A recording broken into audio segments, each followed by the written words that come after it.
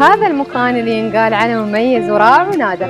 تخيل وياي للحظة فقط إنك عايش في هالمكان اللي كله خضار وطبيعة وعلى بعد دقايق فقط من المدينة. مشروع الشيخ سلطان بن أحمد القاسمي يوفر لكم فيلل في موقع استراتيجي وايد حلو ومميز يربط بين إمارة الشارجة ودانة الدنيا دبي. الفيلا الفخمة تتكون من غرفتين 3 4 وكذلك 5 غرف مع مسبح خاص، كلها تتميز بنظام المنزل الذكي أو السمارت هوم.